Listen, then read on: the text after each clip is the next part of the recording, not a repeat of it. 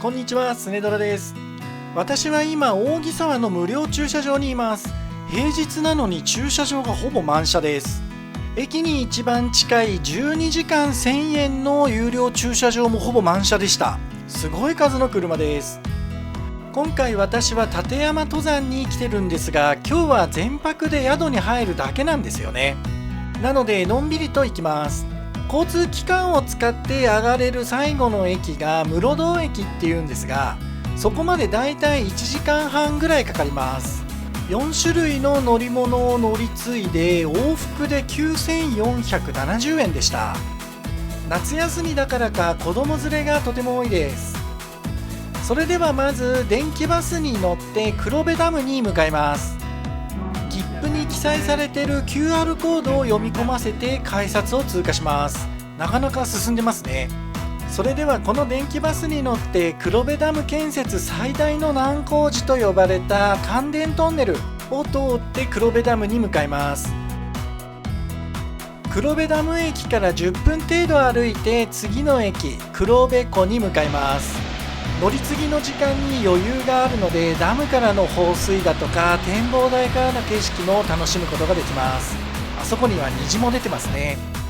この奥に黒部湖駅があるんですが、ここで一気に空気感が変わります。8月でも半袖だと寒いです。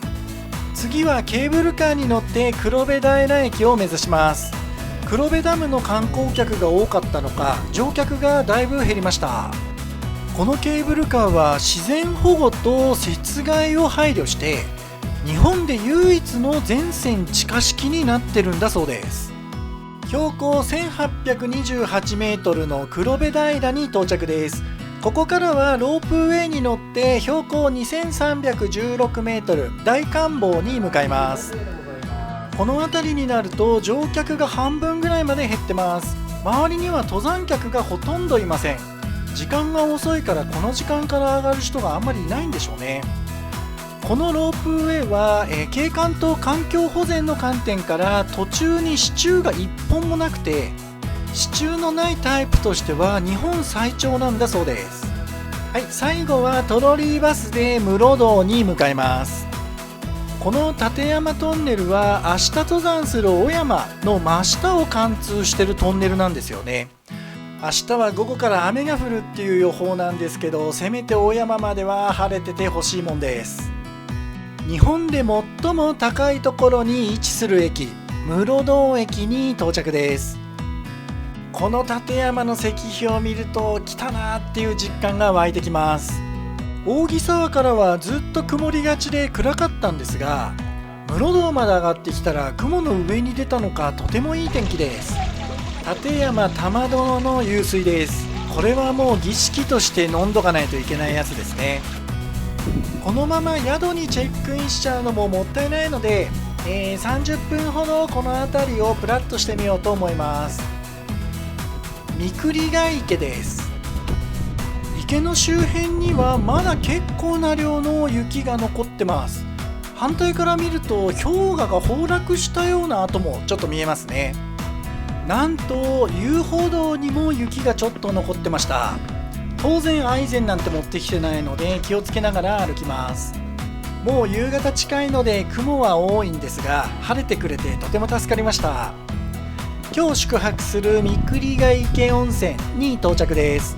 去年の立山山港では来鳥荘と室堂山荘に泊まったんですが、その時に三栗ヶ池温泉いいよってね、いろんな人に教えてもらったので、今回この宿をレポートしてみたいと思います。とても清潔なフロントです。残念ですがクレジットカード類は一切使えませんでした。靴は鍵付きのロッカーにしまいます。右側は乾燥室です。こっちには高さのある靴用のロッカーが設置されてます。入り口付近には貴重品をしまうロッカーも設置されてました。自販機はソフトドリンクとアルコール両方あります。館内にある喫茶店はもちろん中で飲食することもできるんですが、こっち側で食券を買ってオーダーすると、持ち出して外のベンチで飲食することができます。この素晴らしい景色を見ながらとりあえずは缶チューハイで乾杯しときましょう。はい、館内に戻ってきました。夕食のメニューの記載がありますが、それと別に食券を買えば他の料理だとか、アルコールとかもオーダーすることができます。レストランの横には喫茶みくりがあります。これさっき入り口で、食券買ってオーダーして外で食べれるよって言ったあの喫茶店ですね。こっちはどちらかというと軽食とかデザートを提供するお店のようです。横にはモンベルコーナーもありました。登山で忘れ物してね、まあいっかっていうわけにいかないもの結構多いので、こういうのあると助かります。それでは今日のお部屋に向かいます。1階はフロントとかレストラン、お風呂があって、客室は2階になってます。今日の私のお部屋は6人の相部屋で、224号室の5番っていうところでした。では早速行ってみます。このお宿はもちろん個室もあるんですけども、相部屋が何タイプかあって、まずはこのデラックスですね。4人部屋です。それから8人の相部屋、これ下段と上段ですね。それと今回私が泊まったこの6人相部屋、実際はこの写真よりも個室感が強いタイプになってました。下に3人、上に3人の計6人の相部屋です。遮光カーテンで区切ることができて、壁際には1人1つのハンガーが準備されてました。私は今回上段だったんですが、ただカーテンで区切れるだけじゃなくて木のフレームのようなものがあってより安心して、仕切ることができました。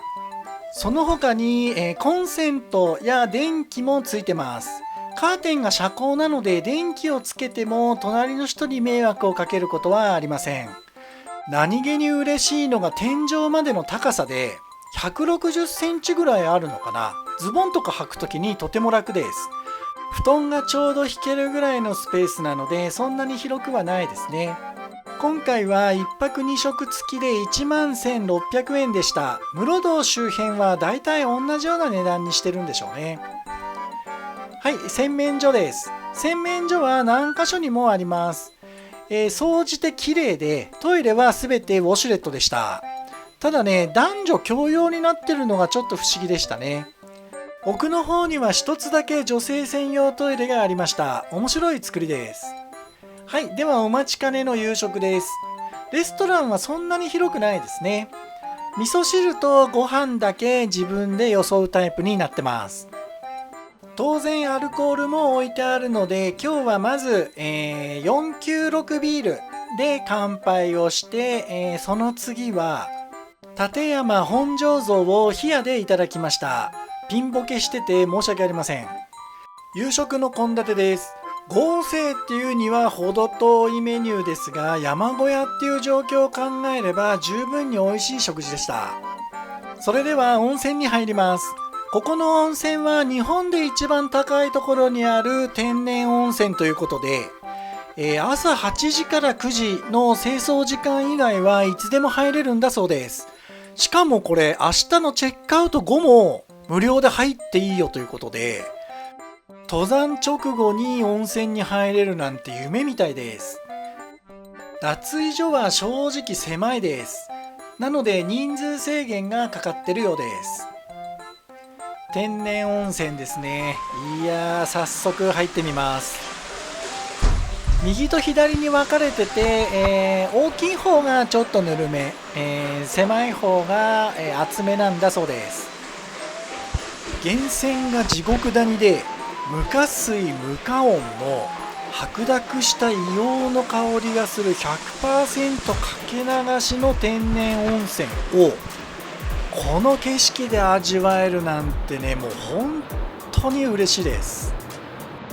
おはようございます。朝食は朝6時から食べることができます。山小屋の朝食としては標準的な献立で、とっても美味しく食べることができました。今回も最後までご覧いただいてありがとうございました。今日は天気にも恵まれてとても気持ちのいい立山散歩ができそうです。チャンネル登録、高評価、コメントぜひお願いします。それではまた。